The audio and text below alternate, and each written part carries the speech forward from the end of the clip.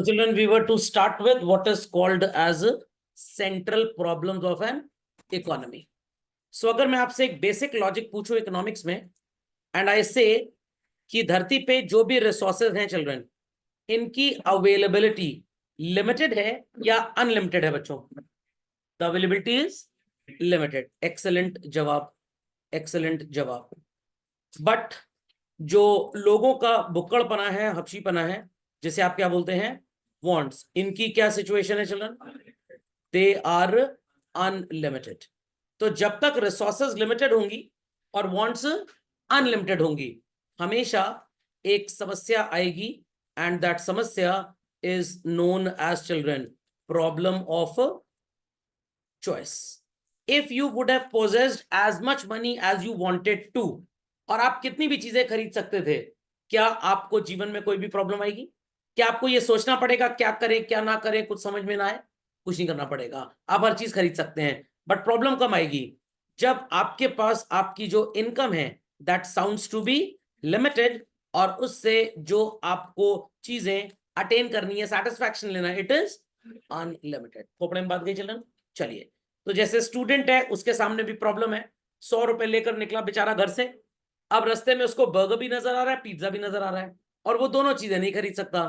तो उसे चॉइस करनी पड़ेगी, या तो बर्गर ज्यादा ले ले एंड पिज्जा कम, या तो पिज्जा ज्यादा ले ले एंड बर्गर कम. Can he buy both the commodity children? Absolutely not. क्यों नहीं खरीद सकता? Because income is limited. Fundamental logic is clear. चलिए, so please write down these 3 problems in your copy children. Basic problem की बात करें तो they are 6 in number. Central problems की अगर हम बात करें बच्चों तो they are 3 in number. In ISC books आपको ऑल 6 मिल जाएंगी, मेरे नोट्स में भी आपको ऑल 6 मिल जाएंगी. बट जनरली सीबीएसई के सिलेबस में 3 ही पढ़ाई जाती हैं. तो खैर हम 6 पढ़ेंगे, टेंशन मत लीजिए आप लोग. ओके, झटपट कॉपी दिस फास्ट चिल्ड्रन. तो let's understand one by one all the problem children. पहली problem, what to produce. So country में रिसोर्सेज अगर अनलिमिटेड होते तो कोई ऐसी प्रॉब्लम ही ना होती कि क्या बनाएं और क्या ना बनाएं. तो आपके सामने बच्चों 2 एग्जांपल आ रहे हैं. Either we should produce consumer goods और we should produce capital goods. मतलब सर, या तो हम खाने पीने का सामान बनाएंगे like food, clothing and housing, या हम कैपिटल गुड्स बनाएंगे लाइक मशीन एंड ट्रैक्टर्स. तो मान लीजिए बच्चों 2 कंट्रीज का एग्जांपल हम ले रहे हैं. One is called as let us say any African country and other is say United States of America. तो अगर अफ्रीकन से पूछा जाए कि भाई आपको अटमोस्ट रिक्वायरमेंट किस चीज की है, तो ऑब्वियस सी बात है उनका जवाब क्या होगा? फूड की. और यूएस से पूछा जाए कि आपको अटमोस्ट रिक्वायरमेंट किसकी है, तो they would say what? Security. So Africans would run and acquire all those resources जिनसे उनको फूड की अवेलेबिलिटी पूरी की जा सके. और सिक्योरिटी सर्विसेज के लिए Americans would like to have most modern weapons basically. So every country differs in their need children. किसी की कुछ जरूरत हो सकती है और किसी की कुछ. खोपड़े में बात गई चिल्ड्रन? नहीं समझ में आया? Understood everybody? चलिए, so please write down this in your copies. वैसे तो मैंने आपको जो प्रिंटेड नोट्स और हैंड रिटन नोट दिए हैं उसमें ये सब कुछ लिखा है, बट जब आप खुद से लिखेंगे तो एटलीस्ट चीजें आपके दिमाग में रजिस्टर हो जाएंगी. सो पहला problem, countries have to decide कि क्या प्रोड्यूस किया जाए. तो यहां पे बच्चों हमने 2 कैटेगरीज ली हैं. One is consumer goods and other is capital goods. खोपड़े में बात गई. तो व्हाट टू प्रोड्यूस की प्रॉब्लम थोड़ी सी एक्सपैंडेड है. व्हाट का मतलब है क्या प्रोड्यूस करें, and in what quantity we should produce this. तो व्हाट टू प्रोड्यूस का सिर्फ ये मतलब नहीं क्या बनाएं और कितनी क्वांटिटी में बनाएं. Got it? तो लिख लीजिए सबसे पहली समस्या. Okay sir. तो ये दोनों बातें हमने लिख ली, what to produce and in what quantity. चलिए, दूसरी प्रॉब्लम चल रहा है. एक छोटा सा एग्जांपल मैं लूंगा आपके सामने. आपके घर में ढेर सारे लोग रहते होंगे. बच्चे कहेंगे ढेर सारे क्या मतलब, जिला घोषित कर देंगे अपने घर को? नहीं, इतने ढेर सारे भी नहीं, बट एट अ मिनिमम कम से कम 6 लोग तो रहते ही होंगे. बच्चे कहेंगे सर को कैसे पता लग गया 6 लोग रहते होंगे? अरे भाई, पापा मम्मी, एक आप, एक आपके छोटे या बड़े भाई बहनों के मान लीजिए, और दादाजी और दादी जी. नहीं सर, हमारा ना सर जॉइंट परिवार है and it is a joint family, तो भाई हो सकता है कि आपके घर में 6 6 6 24 25 लोग रहते हो, तो मिनिमम मान लेते हैं 4 और मैक्सिमम मान लेते हैं पूरा मेला टाइप है तो 24 लोग रह सकते हैं। Is that clear? नहीं समझ में आया? पक्का? ज्यादा लोग घर में रहते हो तो खर्चा भी कम होता है। अब बच्चे कहेंगे सर ये कैसे? मूवी वगैरह देखनी नहीं पड़ती है, घर में ही लाइव ओटीटी चलता रहता है। चाची के बेटे ने ताई जी की बेटी को झापड़ मार दिया, वो अपन दोनों लड़ रही हैं, काफी दिन से दादी माँ और बड़ी ताई के बीच में लड़ाई हुई नहीं है, तो दादी माँ की चोटी काट दिया कोई, तो ताई जी के ऊपर इल्जाम लग गया, छोटी चाची यूनाइटेड नेशंस बन गई बीच में, तो घर में बच्चे भी मजा लेते रहते हैं इस तरह से, दादी जी को अननेसेसरी परेशान करेंगे। खैर हमारी भी दादी जी थी, तो जब पोछा वाली पोछा लगाती थी तो लोग जानबूझ के पैर कचरते थे ताकि दादी और चलना और अच्छा लगे हम लोग को। Is that clear? तो कुछ ऐसे होते हैं दलित टाइप के सो कॉल्ड ग्रैंड चिल्ड्रन वगैरह। तो अब इस परिवार में अगर मान लीजिए कपड़े धोने हैं children, so for the purpose of washing clothes there could be 2 choices. या तो आप एम्प्लॉय करें वॉशरमैन को, नहीं सर हमारे यहाँ धोबन आती है, अरे ठीक है वॉशर वेमेन हो गया, और you may use a washing machine. अब साफ कपड़े किस में धुलते हैं, गंदे किस में धुलते हैं, ये हमारा डिबेट का टॉपिक नहीं है चिल्ड्रन। अगर घर बहुत बड़ा है तो क्या आप मेरे को सजेस्ट करेंगे वॉशरमैन हायर करें या वॉशिंग मशीन खरीद लें? Washerman, washing machine. चलिए 24 लोग का परिवार है तो वॉशिंग मशीन। अच्छा अगर 3 ही 4 लोग घर में है तो वॉशरमैन, एक आइडिया ये भी हो सकता है। बट अब अगर मैं आपसे एक ऐसे ग्राउंड्स पे बात करूं, you have to save some cost, तो वॉशर वुमेन सस्ते में या वॉशरमैन सस्ते में कपड़े धुल देगा या धुल देगी, या मशीन चिल्ड्रन? मशीन, क्योंकि मशीन आपसे कोई भी होली दिवाली ईद दशहरे का बोनस नहीं मांगेगी, मशीन कोई भी आपसे ओवर टाइम के पैसे नहीं मांगेगी। तो वॉशर वुमेन को या वॉशरमैन को इन्वॉल्व करना is quite expensive, and machine use करना children is a cheapest source. तो अगर आप इस कंट्री के प्रधानमंत्री बन जाएं तो आप सो कॉल्ड मैनुअल वर्कर्स को फैक्ट्री में हायर करने के लिए बिजनेसमैन को कंपेल करेंगे, या आप बिजनेसमैन से कहेंगे मशीनें लगा लो और लात मार के बाहर निकालो सबको? You will hire human beings. चलिए आपने बच्चों इनका नाम सुना है? कौन है ये? Elon Musk. सर वो मस्क एक डिओड्रेंट आता है इन्हीं कंपनी का है क्या? झापड़ मार दूं, कीजिए, फालतू बकवास ना करना मेरे से। एलन मस्क जी किस नाम से फेमस हो गए, किस चीज से फेमस हो गए children? Company called as SpaceX. थोड़ा सा ये टेक्नोलॉजी के मामले में और एडवांस चले गए। अभी आने वाले टाइम में आपको जो इंटरनेट के लिए और मोबाइल फोन के लिए टावर्स नजर आते हैं बिल्डिंग्स के ऊपर, वो खत्म हो जाएंगे चिल्ड्रन। एक छोटी छोटी मुन्नी मुन्नी सैटेलाइट्स लग जाएंगी, वो अपना क्या कहते हैं, वो नहीं होता, अरे क्या बोलते हैं, पैराशूट टाइप का, तो they keep on flying, Starlink जिसको बोलते हैं। What it clear? अभी 1-2 साल पहले अगर आपने देखा होगा, एक वीडियो भी काफी वायरल हुआ था कि ढेर सारी चमकती हुई कुछ बल्ब और लाइट स्पेस में आसमान ट्रैवल कर रही है, वो एक्चुअली स्टारलिंक सैटेलाइट्स का एक जत्था था, आप बोल सकते हैं। थोड़ा प्रभात फेरी निकाल रहा था अपनी रात में। Is that clear? तो अब इससे क्या होगा, टेक्नोलॉजी और सस्ती हो जाएगी और सिग्नल भी काफी फास्ट हो जाएगा। Fundamental logic is clear? Sir ये चलेगी कैसे? अब मैं बीटेक की टेक्नोलॉजी की क्लास तो ले नहीं रहा हूं, खैर आपको बताता हूं। ये सैटेलाइट सिग्नल के थ्रू ही एनर्जी प्राप्त करेगी और सोलर एनर्जी से ही चलेगी। दिन भर में सोलर एनर्जी मिलेगी, रात को ये बैटरी बैकअप से चलेगी। खैर वो सब अलग बातें हैं। तो अब एलन मस्क साहब ने बोला गवर्नमेंट ऑफ इंडिया से कि हम टेस्ला का प्लांट यहां लगाने वाले हैं और 60 एम्प्लॉइज को लेकर हम कार की मैन्युफैक्चरिंग स्टार्ट करेंगे। तो बच्चों क्या हमारे देश को कोई फायदा होगा? सिर्फ 60 लोगों की नौकरी लगेगी? नो। मोदी जी ने मेरे को फोन किया कि सर क्या करें, मैंने कहा लात मार के निकाल दीजिए बाहर इस आदमी को। रतन टाटा जी ने ऑफर दिया, हम अपनी एक फैक्ट्री में अगर बनाते हैं सो कॉल्ड इलेक्ट्रिक व्हीकल, कम से कम 1000 लोगों को तो इन्वॉल्व करेंगे ही करेंगे। 2-4 फैक्ट्रीज कंट्री में खुल गई तो 2-4 हजार लोगों का एम्प्लॉयमेंट तो मिल ही गया। एक परिवार में 4-6 लोग हैं तो कम से कम 20-25 हजार लोगों का पेट हम भर देंगे। तो अब मोदी जी को किस पे हाँ बोलना चाहिए?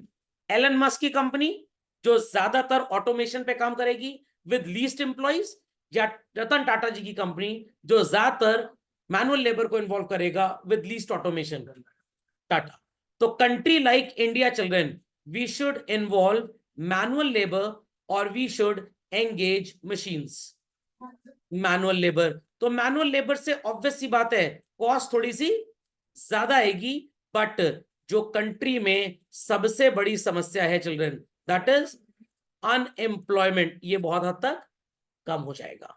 मशीन से ऑब्वियस सी बात है cost would be cheapest, but unemployment levels would rise up. तो सर आप कहना क्या चाहते हैं? मैंने तो जो कहना था कह दिया, अब आपको समझना है। How to produce industrialised economies, Japan, England, US, Russia, जहां पे लोगों की पॉपुलेशन कंपैरेटिवली इंडिया से बहुत कम है, तो वहां पे they will be depending more on what children, machine. But India जैसी कंट्री में ऑब्वियस सी बात है मशीन हम हायर कर सकते हैं, बट जितनी ज्यादा हम मशीनें हायर करेंगे चिल्ड्रन, अनएम्प्लॉयमेंट लेवल उतना बढ़ जाएगा।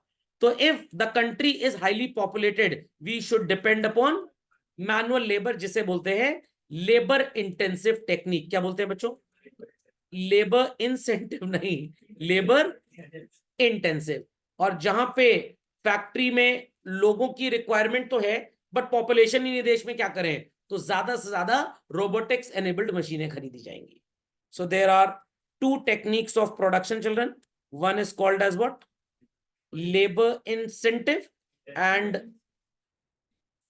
intensive, very good, and other is called as children capital intensive technique.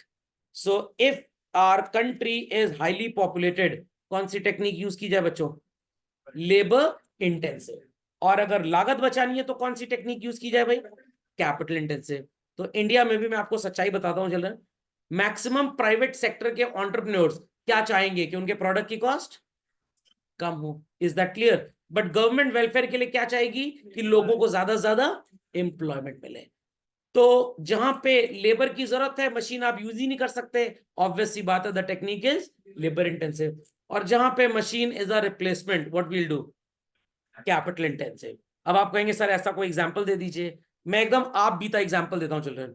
ये लगभग 5 साल पहले की बात है, prior Covid. I bought a mobile phone जिसमें माइक्रोसॉफ्ट वर्ड कॉन्फ़िगर नहीं हो पा रहा था, नहीं सॉरी माइक्रोसॉफ्ट एक्सेल। तो मेरे को लगा कि चलो हेल्पलाइन पे बात करते हैं। मैंने हेल्पलाइन पे कॉल किया, वो नंबर होता है ना 1800। मेरे को लगभग 1.5-2 मिनट बात करने के बाद समझ में आया कि मैं एक एआई एनेबल्ड रोबोट से बात कर रहा था। Got it clear? जब मैंने उससे कुछ क्वेश्चन पूछे, मतलब 1-1.25 मिनट तक तो पूरे जवाब ऐसे मिल रहे थे as if I am talking with a human being basically. बाद में पता लगा वो एआई एनेबल्ड रोबोट था। समझ में आ गया? तो अगर ई रोबोटिक्स प्राइवेट लिमिटेड कोई कंपनी होती जिसमें डिम्पल कपाडिया जी डायरेक्टर होती, तो शायद सो कॉल्ड शाहिद कपूर जी मेरे को हीरो रखा जाता उस मूवी में। समझ में आया कि नहीं आया? नहीं समझ में आया? समझ में आ गया? चलिए, तो अब मेरे को अगर आपको टेस्ट देना है और मैं किसी पर्सन को हायर करूं, भाई मेरे लिए मल्टीपल चॉइस क्वेश्चन बना दे, तो 70 क्वेश्चन बनाने में बच्चों वो कम से कम कितना टाइम लेगा या लेगी? नॉट लेस देन 70 मिनट्स या 60 मिनट्स, चलिए बोल लीजिए। और 60 मिनट्स में तो टाइपिंग तक ना हो पाए, 60 मिनट्स में टाइपिंग तक ना हो पाए, तो कम से कम आधा घंटा तो टाइपिंग के लिए चाहिए।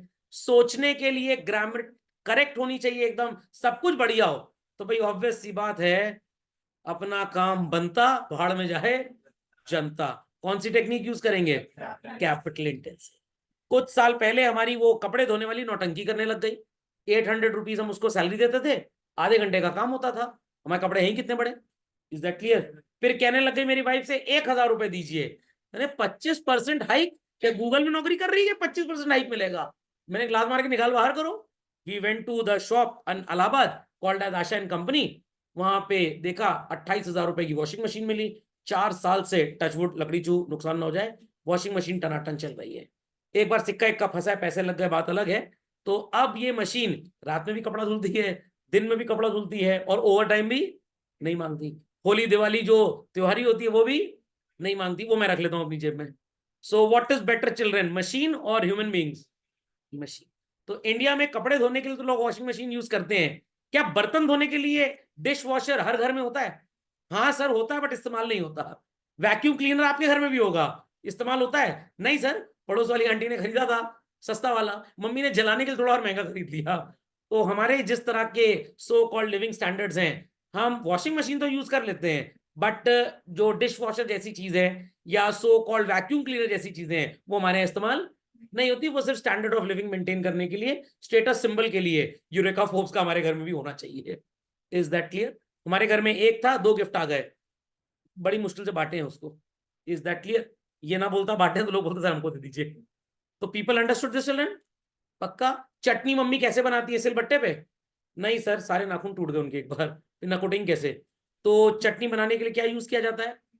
मिक्सर ग्राइंडर यूज किया जाता है। खाना गर्म करने के लिए छत पे रख देते हो जाके, माइक्रोवेव ओवन। तो कौन सी टेक्निक हुई चिल्ड्रन?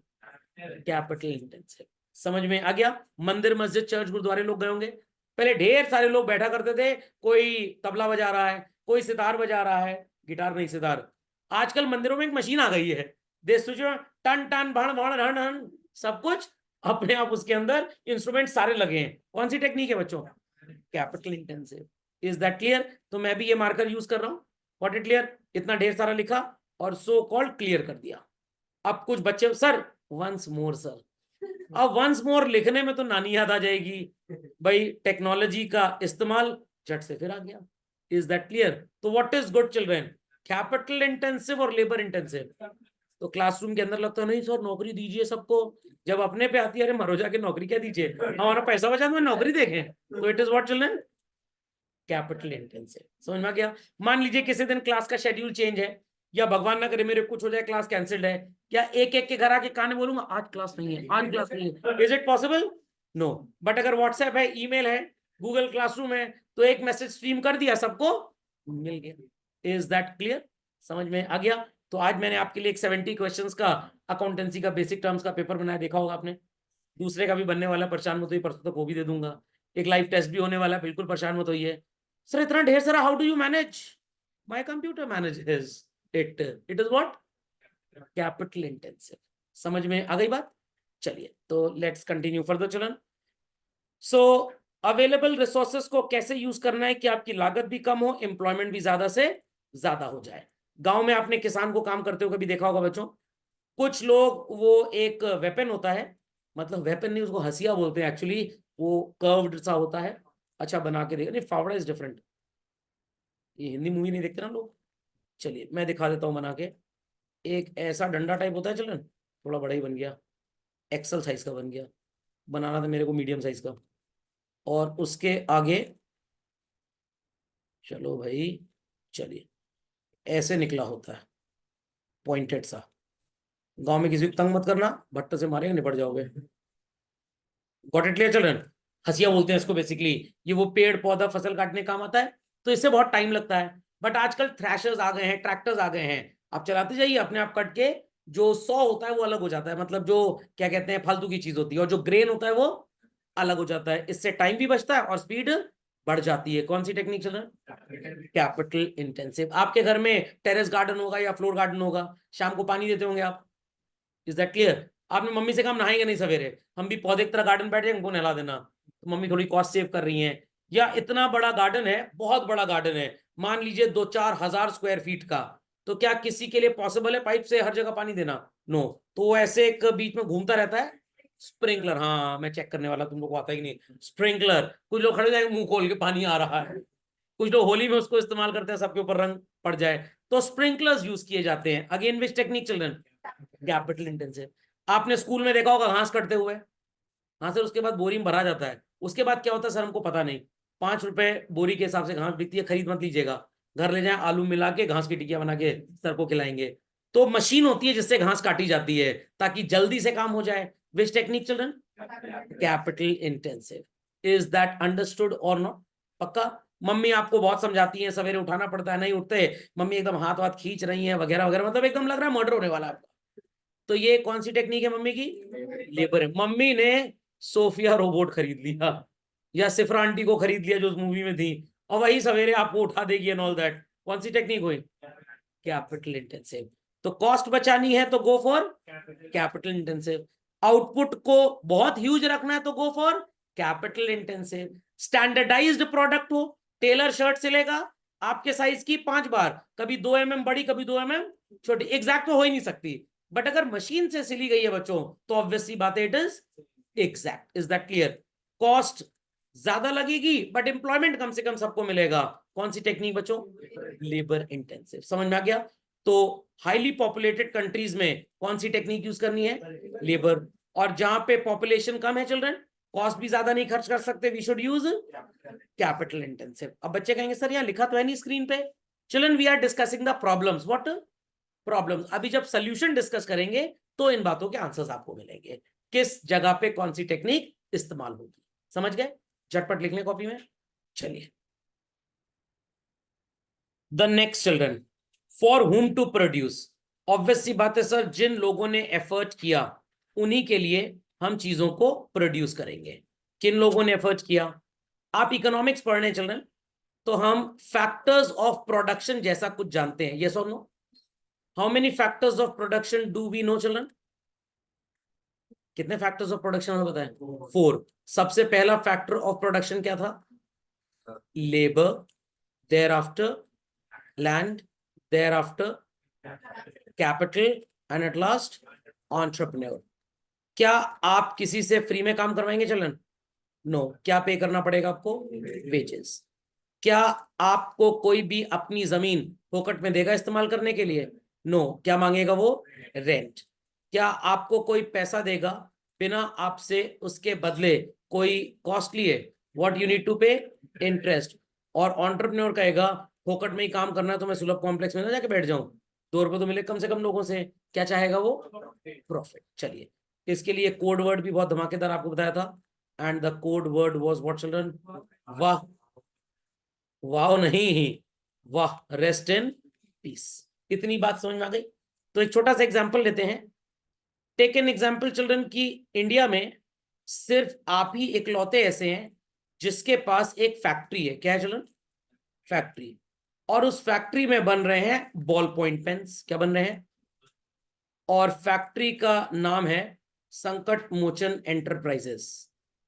बड़ा पतला नाम हो गया, चलिए इसको थोड़ा सा डार्क कर देते हैं। हाँ, फैक्ट्री का नाम क्या है चलन? संकट मोचन एंटरप्राइजेस। मेरे नाम पे रख दिया आपने फैक्ट्री, बार फोटो भी टांग दी माला चढ़ा के। Produced things in this factory are in the loving memory of Saurabh sir.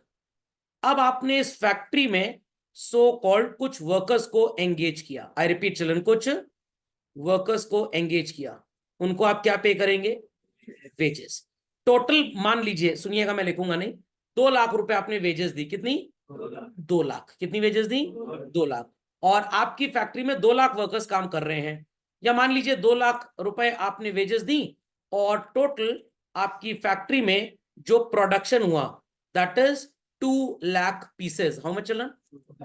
तो 2 लाख रुपए वेजेस दिए और 2 लाख बॉल पॉइंट पेन आपने बनाए, तो एक बॉल पॉइंट पेन पे लेबर चार्जेस कितने हो गए? 1 रुपए। आपने फैक्ट्री का जो लैंड था वो किराए पे लिया हुआ है, अपना खरीदने की हैसियत नहीं थी, 5 लाख रुपए किराया दिया। हो मैं चलन? 5 लाख। और कितने बॉल पॉइंट पेन्स बनाए? 2 लाख। तो एक बॉल पॉइंट पेन पे किराया आपने कितना पे किया चलन? 2.5 रुपए। सुनाई पड़ी बात? देयर आफ्टर आपने किसी से मनी बोरो किया था रॉ मटेरियल वगैरह परचेस करने के लिए, उसने आपसे सो कॉल्ड 5 लाख रुपए इंटरेस्ट वसूल लिया। कितना? 5 लाख। 2 लाख पेन्स आपने प्रोड्यूस किए, पर पेन इंटरेस्ट आपने कितना पे किया? 2.5 रुपए। कैलकुलेशन समझ में आ रहा है? और क्या आप जैसा बिजनेसमैन मंदिर मस्जिद चर्च गुरुद्वारे में जाके भंडर और लंगर ये लंगर खाएगा? नो, खाना तो घर में ही खाना है। Is that clear? अब आपने सोचा कि भाई प्रॉफिट भी कमाना है, तो आपने 10 लाख रुपए प्रॉफिट कमाना है। कितने पेन प्रोड्यूस हुए? 2 लाख। तो एक पेन पे profit margin is how much? 5 रुपी। इन सबको बच्चों एड ऑन कर लीजिए और बताइए what is the answer finally coming? 11। चलिए, बड़ा शुभ नंबर आ गया है। तो एक पेन की लागत कितनी हो गई चलन? 11 रुपए। इसको इकोनॉमिक्स की भाषा में बोलते हैं टोटल कॉस्ट। क्या बोलते हैं चलन? Total cost. Any doubts? Many doubts? मैं पहले अपनी बकवास कंप्लीट कर लूं, फिर मैं आपके सो कॉल्ड जो इंपॉर्टेंट विचार हैं उनको विमर्श करूंगा। चलें आगे। अब थोड़ा सा मैथ्स की नाराजगी को आपको झेलना पड़ेगा। मैथ्स बोलेगी कि हमको हमेशा घर से बाहर लात मार के निकाल दिया जाता था। अब आप कहेंगे सर ये क्या बकवास हो रही है? बकवास नहीं है, सीधी बात है, मैं ड्यू पी के आया हूं। Selling price minus cost price equals to what children? Profit. तो जब आप इकोनॉमिक्स पढ़ते हैं बच्चों, तो आपको दो तरह के प्रॉफिट पढ़ाए जाते हैं। कितने तरह के प्रॉफिट? दो तरह के। सर कौन सी दो तरह के प्रॉफिट? एक होता है what is called as children normal profit, और एक होता है अब नॉर्मल प्रॉफिट। सर इसकी जगह अपना नाम लिख देते आप। एक होता है नॉर्मल प्रॉफिट और एक होता है अब नॉर्मल। सर ये क्या होता है? मैं आपको बता रहा हूं, ध्यान से सुनिएगा मेरी बात। अगर मैथ्स की क्लास होती, आई वुड हैव सेड कि कॉस्ट जो होती वो 1 रुपए, 2.5 रुपए, 2.5 रुपए होती, मतलब 6 रुपए। 5 रुपए प्रॉफिट होता और सेलिंग प्राइस कितनी होती? 11 रुपए। बट ये मैथ्स की क्लास नहीं है बच्चों, ये इकोनॉमिक्स की क्लास है। तो इकोनॉमिक्स की क्लास में कॉस्ट के अंदर भी एक प्रॉफिट जुड़ा होता है, और उस प्रॉफिट को आप क्या बोलते हैं? Normal profit. मतलब इकोनॉमिक्स में आप लेबर, लैंड, कैपिटल, एंटरप्रेन्योर, इन सबको क्या बोलते हैं बच्चों? Factors of production. इनको जो पेमेंट किया जाता है, इसे भी एक नाम दिया जाता है। सर क्या नाम दिया जाता है?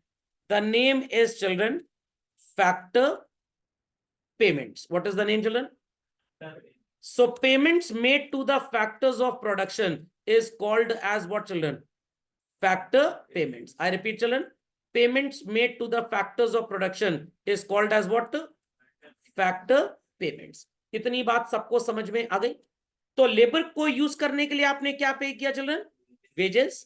लैंड के लिए आपने क्या पे किया? रेंट। जिससे पैसा उधार लिया उसको क्या पे किया? इंटरेस्ट। और लंगर तो खाएंगे नहीं, क्या लेंगे? प्रॉफिट। तो अगर मैं 11 रुपए में एक बॉल पॉइंट पेन बेचूं, मेरी कॉस्ट इकोनॉमिक्स के हिसाब से 11 रुपए बच्चों, बट मैथ्स के हिसाब से मेरी कॉस्ट 6 रुपए है। तो मैथ्स का कॉस्ट का कॉन्सेप्ट डिफरेंट होता है, इकोनॉमिक्स का कॉस्ट का कॉन्सेप्ट डिफरेंट होता है। इकोनॉमिक्स में कॉस्ट शब्द का मतलब होता है payments made to the factors of production. Please repeat children, payments made to the factors of production. Labour के लिए क्या पे करेंगे? वेजेस। लैंड के लिए रेंट। कैपिटल पे इंटरेस्ट, और एंटरप्रेन्योर को प्रॉफिट। इतनी बात समझ में आ गई? तो what is my total cost as पर इकोनॉमिक्स चिल्ड्रन? 11। इवन अगर हम अकाउंटेंसी की क्लास में होते तो हमारी कॉस्ट यही मैथ्स वाली होती 6 रुपए, बट इकोनॉमिक्स में कॉस्ट थोड़ी सी ब्रॉडर होती है। समझ में आया? तो आपने एक शब्द पढ़ा होगा चिल्ड्रन, व्हाट? सेल। बायोलॉजी में सेल का मतलब अलग होता है, और टेलीफोनी में सेलफोन का मतलब अलग होता है। समझ में आ गया? और किसी को जेल में बंद कर दिया तो वो वाला सेल अलग होता है। तो भगवान एक, उसके नाम अनेक। खोपड़े में बात गई? पक्का?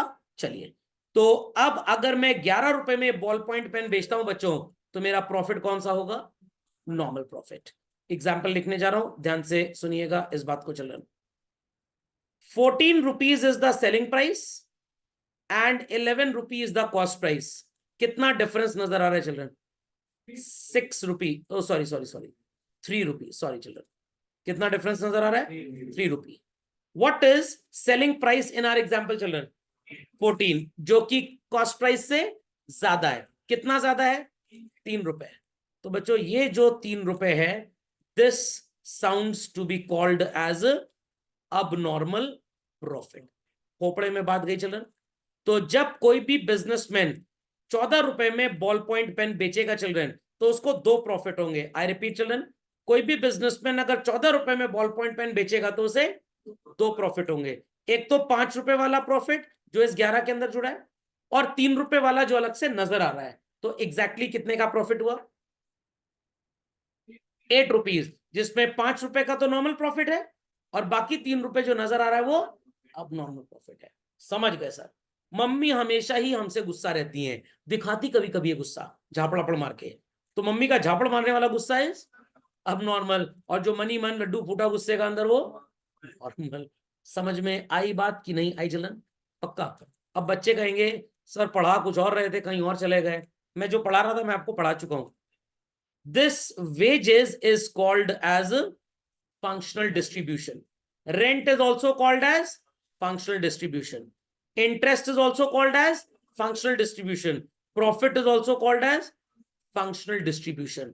So functional distribution मतलब which type of money is being paid to which type of factors of production. Then sir, what is this personal distribution? इसके लिए थोड़ा सा ज्ञान और, हमारे लेबर का नाम है सो कॉल्ड रामू, हाँ सर लग भी रहा है। लैंड जिसको बिलोंग करता है उसका नाम है लल्लू, कैपिटल जिसको बिलोंग करती है उसका नाम है कल्लू, एंटरप्रेन्योरशिप जो है वो है एंटरप्रेन्योर हमारा Mukesh Ambani. So when we make the payment to Ramu, Lallu, Kallu and Mukesh Ambani, it is personal distribution. When you say I have paid fees in the school, fee in the school is what children? Functional distribution. Mr. X को salary मिल गई उस पैसे में से, Mr. Y को मिल गई, Mr. Z को मिल गई, it is what children? Personal distribution. तो जब बच्चों 14 रुपए का पेन बाजार में बिकेगा उसमें से लेबर को कितना पैसा मिलेगा? 1 रुपए। 14 रुपए का पेन जब बिकेगा तो लैंडलॉर्ड को किराया कितना मिलेगा? 2.5 रुपए। 14 रुपए का पेन जब बिकेगा तो लेंडर ऑफ द मनी को इंटरेस्ट कितना मिलेगा? 2.5 रुपए। 14 रुपए का पेन जब बिकेगा तो आपके पास कितने पैसे आएंगे? 8 रुपए। समझे कि नहीं समझे?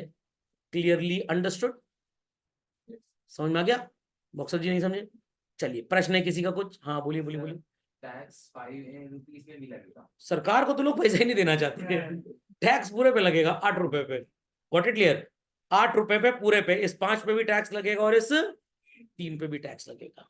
समझ में आ गया? हाँ जैन साहब बोलिए।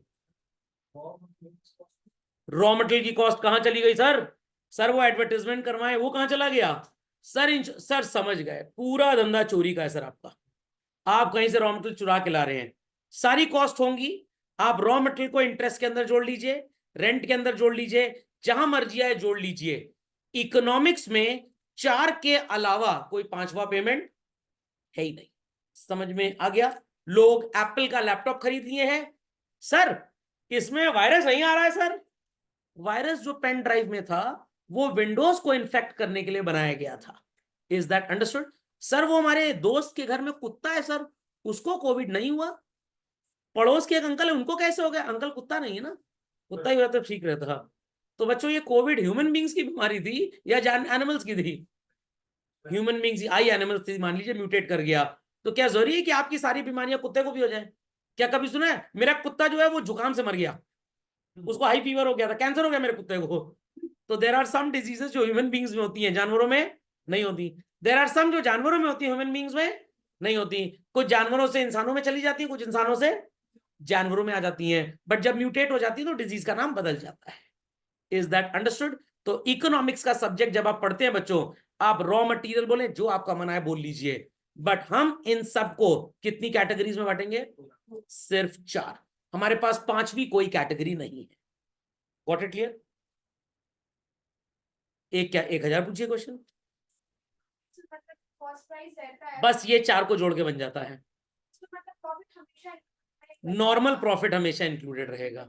हाँ कभी कभी आप मम्मी के साथ किसी शॉप पे गए हो, पापा के साथ किसी शॉप पे गए हो, शॉपकीपर क्या बोलता है जब मम्मी पापा नेगोशिएट करते हैं? अरे भैया कोई प्रॉफिट ही नहीं हो रहा है। तो मैं तो एक बार बोल दिया, अंकल काहे टेंशन ले रहे हो, ताला बंद कर घर में, कोई प्रॉफिट नहीं है तो भंडारे में तो खाना नहीं खाते होगे ना।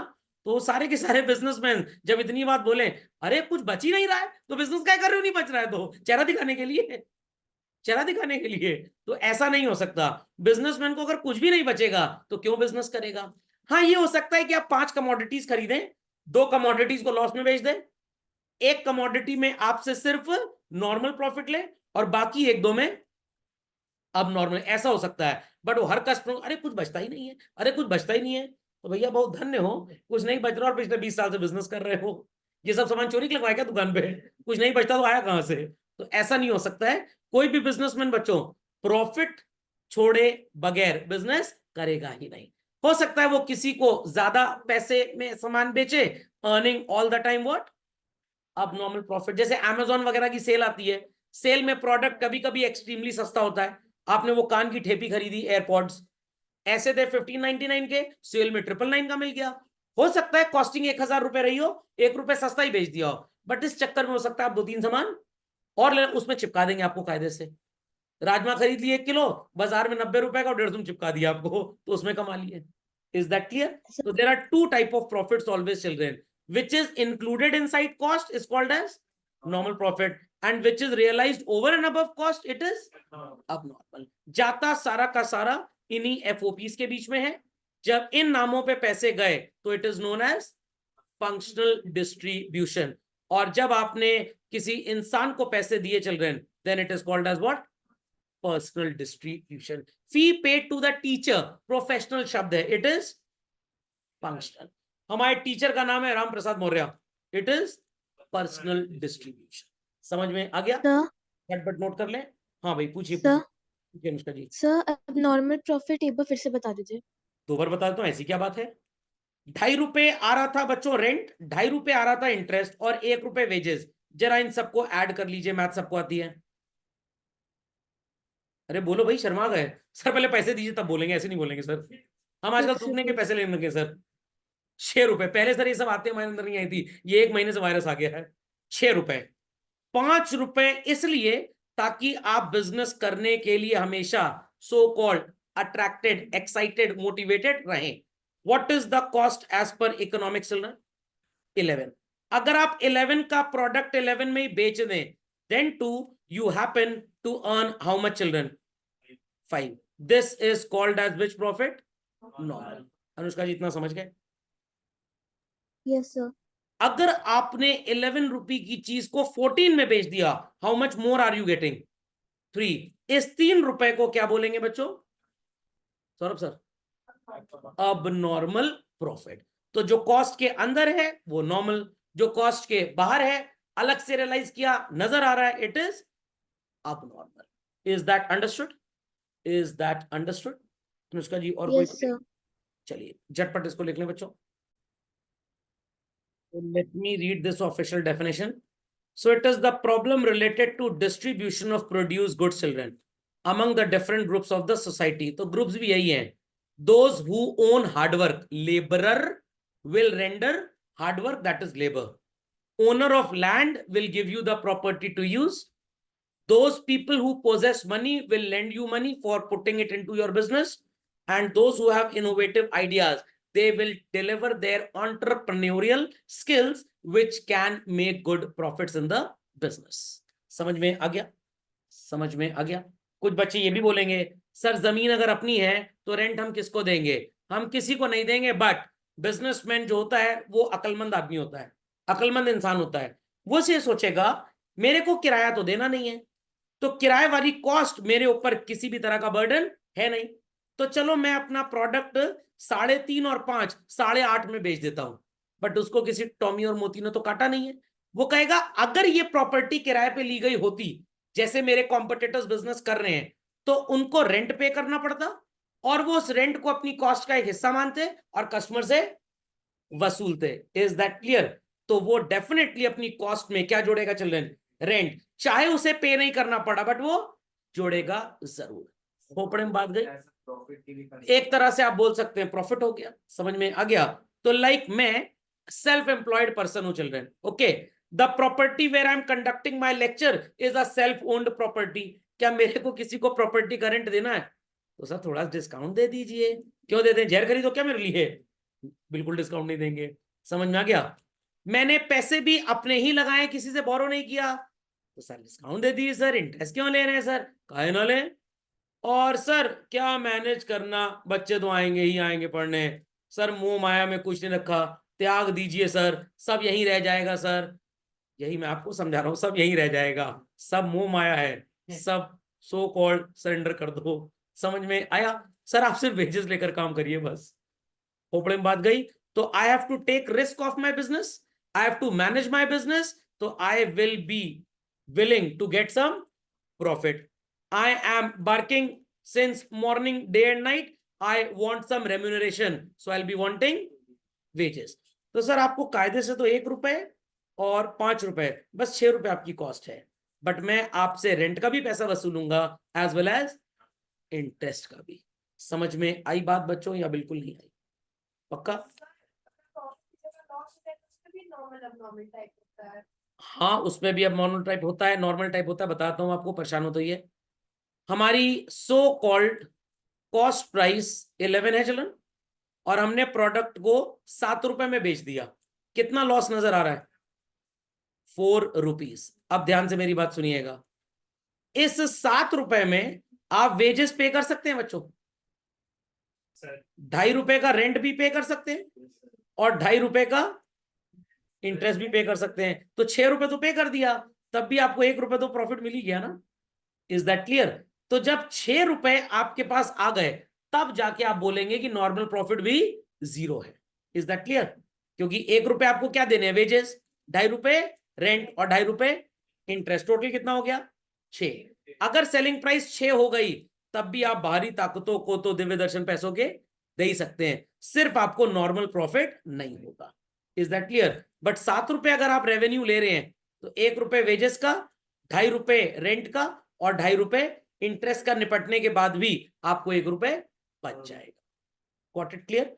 तो अब आपने एक और सवाल को उजागर कर दिया है, अगर प्रोडक्ट 10 रुपए में बाजार में बिक रहा है चिल्ड्रन और 11 में बन रहा था, कितना लॉस हो रहा है? 1 रुपए। एक्सेलेंट जवाब।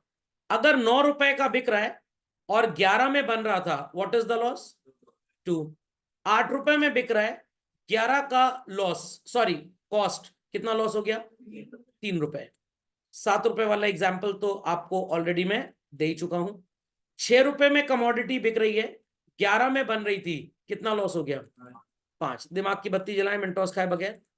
अगर आप 10 रुपए रेवेन्यू रियलाइज कर रहे हैं चिल्ड्रन, तो वेजेस रेंट इंटरेस्ट सब दे सकते हैं कि नहीं? 9 रुपए में भी दे सकते हैं, 8 रुपए सेलिंग प्राइस है तब भी दे सकते हैं, 7 रुपए में भी दे सकते हैं, 6 रुपए में भी दे सकते हैं। अगर 6 रुपए तक का भी रेवेन्यू मिल रहा है तो आप अपनी फैक्ट्री चलाते रहेंगे।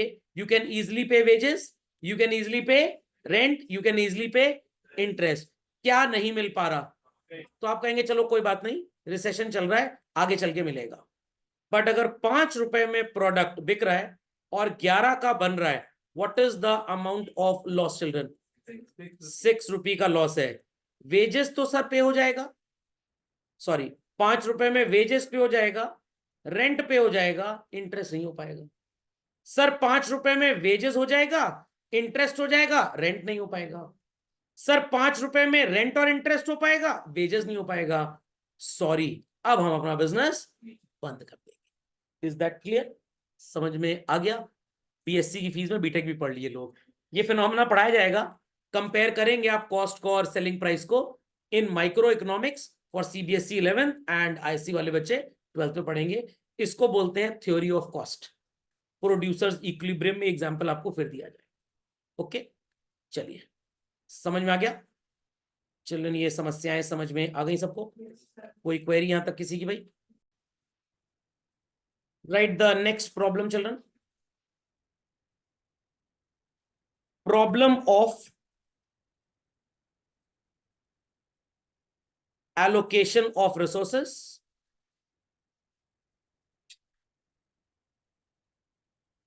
problem of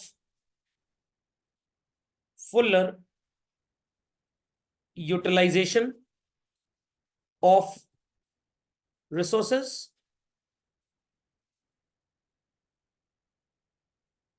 problem of economic growth. So जब आपने ये पढ़ लिया चिल्ड्रन, आपकी सेंट्रल प्रॉब्लम्स कन्वर्ट हो गई बेसिक प्रॉब्लम्स में। दुनिया का कोई भी देश ऐसा नहीं है जहां पे ये समस्याएं ना हो चिल्ड्रन। हर कंट्री में सम और the other problem exists. If people feel like नहीं सर आप ऐसे ही बोल रहे हैं, यूएस में कोई प्रॉब्लम है ही नहीं सर, ऐसा नहीं है बच्चों। हमारे यहाँ प्रॉब्लम है कि खाने वाले पेट ज्यादा है बट कमाने वाले हाथ कम। यूएस में प्रॉब्लम है कि उनके पास इतने रिसोर्सेज हैं बट उसको यूज करने की पॉपुलेशन उनके पास है ही नहीं। That's why they collaborate with other countries और दूसरे देशों में जाके अपने बिजनेसेस को सेटअप करते हैं। खोपड़े में बात गई? Please copy down quickly. Let me Yes, give sir. a good explanation of all these. Problem of allocation of resources का मतलब क्या है? एक छोटा सा एग्जांपल लेते हैं बच्चों। मान लीजिए कि आपने एक स्कूल सेटअप करना है। अब school will have a library, classrooms, administrative offices and a playground. अब स्कूल सेटअप हो गया, 10-15 साल 20 साल से चल रहा है। अब वहां पे नंबर ऑफ स्टूडेंट्स और आना चाहते हैं पढ़ने के लिए। स्कूल सोच रहा है कि अगर हम और कंस्ट्रक्शन करवाएंगे तो बच्चों के खेलने की जो जगह है वो कम हो जाएगी। सिंगल फ्लोर या डबल फ्लोर तक की बिल्डिंग्स बनी है, ग्राउंड या फर्स्ट, तो स्कूल क्या करे, ग्राउंड फ्लोर पे ही कंस्ट्रक्शन करवाए या फर्स्ट फ्लोर के ऊपर सेकंड फ्लोर बनवा दे, फर्स्ट के ऊपर सेकंड बनवा दे। और बच्चे आ गए सेकंड के ऊपर, और बच्चे आ गए। सर बच्चे चढ़ेंगे कितना, पता लगा किसी टॉयलेट आ गई तो ऊपर से नीचे आए कैसे, तो हर फ्लोर पे आपको टॉयलेट वॉशरूम बनवाने पड़ेंगे, हर फ्लोर पे वाटर कूलर भी लगवाना पड़ेगा। इज दैट अंडरस्टूड और नॉट? और बच्चे छोटे होते हैं, बेचारों की टांगे थक जाती हैं और एकदम कुली की तरह बोझा लादे रहते हैं, पता नहीं कितनी किताब होती, लगता है आईएएस के लिए जा रहे हैं, 25-26 किलो का तो बैग होता है। तो उसके लिए स्कूल क्या कर सकता है, एस्केलेटर्स लगवा सकता है। नन्हे मुन्ने क्या करेंगे, उसी झूला झूलेंगे। समझ में आ गया? तो what we are doing children, problem of allocation of resources. Dubai का नाम सुना होगा सबने, गए हैं लोग? नहीं गए, एकदम मेरी तरह है। तो दुबई में land area was very less, सोचा गया कि कैसे अपनी कमाई बढ़ाई जाए, क्योंकि पेट्रोलियम प्रोडक्ट्स, क्रूड ऑयल, तो एक जमाना आएगा जब वो पूरी तरह से खत्म हो जाएंगे, तो कैसे धंधा पानी बढ़ाया जाए। तो they diversified themselves and started developing what children, tourism. और आप विश्वास नहीं मानेंगे, उन्होंने समुद्र पे ही बच्चों एक आर्टिफिशियल आइलैंड बना दिया। मैं गया था उसके इनॉग्रेशन में, आप लोग को नजर नहीं आया होगा, काफी लंबे लंबे लोग थे, पीछे फीता मैंने ही काटा था। तो उस आइलैंड का नाम क्या है बता सकते हैं?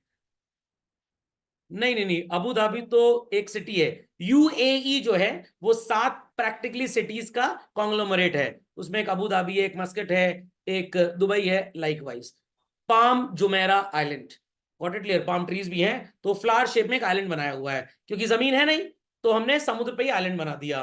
What they have done children, they have allocated resources. Land बहुत महंगा हो गया मेट्रोपॉलिटन सिटीज में, एक घर बनवाना है, पता लगा पूरा खानदान बिक गया उसके लिए, तो लोग फ्लैट्स खरीदने लग गए हैं कि एक पर्टिकुलर जमीन पे 15 फ्लोर का आप फ्लैट बना दीजिए और कम से कम 100 लोग तो वहीं पे एडजस्ट हो जाएंगे। It is again called as what, allocation of resources. Is that clear? तो एलोकेशन ऑफ रिसोर्सेज होता कैसे है, जिसकी नीड और अर्जेंसी सबसे ज्यादा होगी उस पर रिसोर्स एलोकेशन ज्यादा, और जिसकी नीड और अर्जेंसी कम होगी बच्चों उस पर रिसोर्स एलोकेशन कम। समझ में आ गया? 4G का टावर लगा था एक कंपनी का 3 करोड़ रुपए का, 6 महीने बाद उस कंपनी ने वो टावर हटाया और 5G का 4 करोड़ का एक और टायर लगवा दिया, सॉरी टावर लगा दिया। Who suffered loss children, the company और द सब्सक्राइबर्स? सब्सक्राइबर्स, क्योंकि कॉल रेट का बर्डन तो उन्हीं के ऊपर आएगा। तो जब तक आप एक तौलियों को कायदे से घर में इस्तेमाल कर ना लें, क्या आप उसको रिप्लेस करेंगे? पहले सर शरीर पोषने काम आएगा, उसके बाद सर हम उसको घर का झाड़न बना लेंगे, और उसके बाद जो पायदान है उसके भी पीछे प्री पायदान, जैसे आरओ फिल्टर के साथ एक प्री फिल्टर लगता है ना, प्री पायदान उसको बिछा देंगे, या टॉमी और मोती कुत्ते बिल्ली का उसको बेड बना देंगे। तो क्या हो रहा है, fuller utilisation of that tower. समझ में आई बात? समझ में आई बात? बिल्कुल भी नहीं समझ में आई? Clearly understood? चलिए लिख लीजिए झटपट इसको। इसका आपके घर में मान लीजिए मम्मी ने कल रात में डिनर में दाल चावल बनाए थे, बच्चे कह रहे हैं सर झूठ बोल रहे हैं आप, दाल एंड चावल अलग अलग बनाए गए थे, चावल बच गए थोड़े से, मम्मी ने कहा बाहर सड़क पे फेंक दो कुत्ते खा लेंगे, आपने कहा टिफिन में पैक करके दे दीजिएगा, हम पराठा खा लेंगे बाकी दोस्तों को खिला देंगे। क्या हो रहा है बच्चों, ये फुलर यूटिलाइजेशन ऑफ रिसोर्सेस। दोस्तों ने पूछा अरे आंटी ने चावल भिजवाया है, अरे हम ही ने बोल दिया, वो तो कह रही थी कुत्तों को खिला देना। Got it clear? क्या हो गया बच्चों, फुलर यूटिलाइजेशन ऑफ रिसोर्सेस। हमारे घर के फ्रंट एलिवेशन में कुछ विंडोज थी बच्चों, अप्रोक्सीमेटली शायद 4 इन नंबर, लकड़ी की थी, वुडन। बारिश के पानी से एक विंडो आधी और दूसरी भी आधी खराब हो गई। Got it clear? जो विंडो का फ्रेम होता है आधी आधी सही थी, कारपेंटर आया, कह रहा मैं एक काम करता हूं जो आधी आधी सही है उसको मिला के एक बना देता हूं और एक नई ले आता हूं। मैंने कहा वाह, गरीब आदमी किसको भी चिंता है कम से कम। It is what children, fuller utilisation of resources. Is that clear? भैया ने मान लीजिए ग्रेजुएशन कंप्लीट किया, कॉलेज जाना है पोस्ट ग्रेजुएशन के लिए, भैया कह रहा है गाड़ी चाहिए, समझ में क्या, और आपने कहा पापा एक काम करिए एक ही गाड़ी ले दीजिए, मेरा तो स्कूल बगल में है, भैया कॉलेज से 3 बजे तक आ जाएगा, फिर शाम को मैं उसको ले जाऊंगा। मम्मी कह रही ठीक है, हमारी भी किट्टी पार्टी शाम को 7 बजे होती है, पापा के साथ हमें जाना होता है, तो उसी बाइक पे हम भी चले जाएंगे। तो घर में एक बाइक अगर आ जाए तो 3-4 लोग को एडवांटेज होगा। तो मान लीजिए बच्चों आपके घर में 4 लोग हैं, आप, पापा, मम्मी और एक चवन्नी अठन्नी, मतलब आपके भाई बहन, चारों के पास एक एक एक्टिवा है और घर में एक कार भी है। अब मैंने सबको अपनी 50th मैरिज एनिवर्सरी पे इनवाइट किया। लोग कह रहे हैं इनकी बात पे मानना, मुझे ऐसे ही बोलते रहते पर्ची टाइप का। तो क्या आप लोग 4 एक्टिवा लेके अलग लगाएंगे और रेसिंग हो जाए? पड़ोसियों कहेंगे सट्टा लगाओ जरा इसके ऊपर। और you will use 1 car children, 1 car, fuller utilisation of resources. मान लीजिए आपकी कार थोड़ी बड़ी है और डिक्की में 2 ही सीट लगी है, तो बीच में स्टूल रख के भी लोग बैठ जाते होंगे। What it is being done children? Fuller utilisation of resources. Is that clear? Is that clear? पक्का?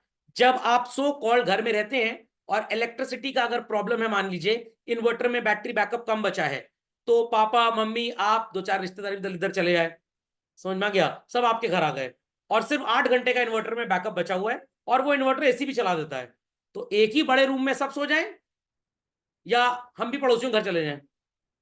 एक ही बड़े रूम में। It is what children? Fuller utilisation of resources. आपके स्कूल में बच्चे ज्यादा है बास्केटबॉल खेलने वाले, बट बास्केटबॉल कोर्ट का जो साइज है वो बहुत बड़ा तो है, बट एक ही कोर्ट है, बट ढेर सारे बच्चे उस पर खेल नहीं सकते। तो प्रैक्टिस के लिए स्कूल कैन डू व्हाट?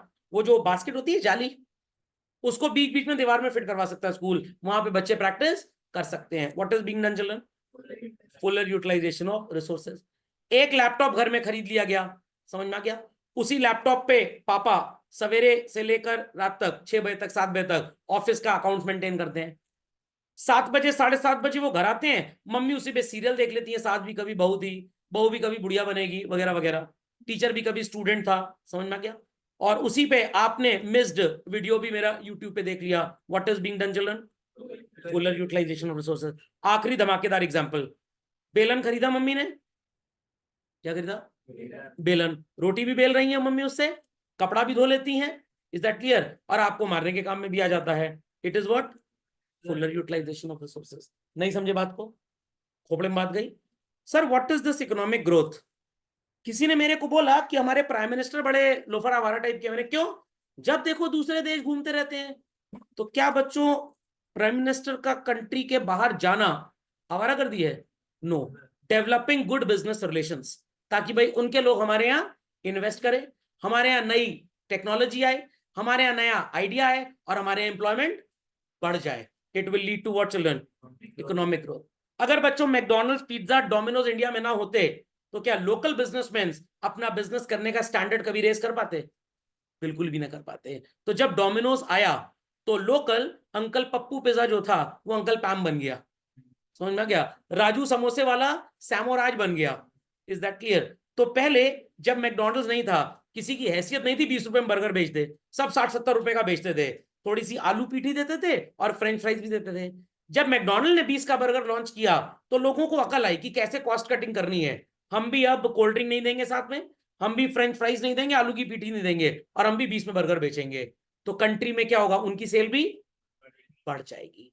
तो इकोनॉमिक ग्रोथ तब होगा बच्चों जब आप बाहर के इन्वेस्टमेंट को अट्रैक्ट करेंगे, वो लोग यहां पे पैसा लगाएंगे, आपके पास नया बिजनेस आइडिया आएगा और आपका बिजनेस डेवलप होगा। कभी किसी ने सुना था 1991 से पहले इंडिया में केटीएम जैसी या कोई रेसिंग बाइक थे चिल्ड्रन? नहीं। जब फॉरेन कंट्रीज के लोग यहां आए, अपने बिजनेसेस लेके आए, हाई स्पीड व्हीकल्स लेके आए, तो उन हाई स्पीड व्हीकल्स को चलाने के लिए हमारे नितिन गडकरी अंकल ने हाईवेज को भी डेवलप करना उसके अकॉर्डिंगली स्टार्ट किया। एक जगह से दूसरी जगह जाना became very very very easy. अभी एक हाईवे गवर्नमेंट बना रही है, लगभग ऑलमोस्ट कंप्लीट है। Delhi to Mumbai 1350 kilometre children, 12 घंटे में आप पहुंच जाएंगे। और अभी दिल्ली से मुंबई जाने में 18 से 20 घंटे लगते हैं। Logic understood? तो it is all called as what children? Economic. खोपड़े में बात गई चिल्ड्रन? चलिए, that's all for today. Video upload हो जाएगा, लाइक वाइक कर दीजिएगा थोड़ा।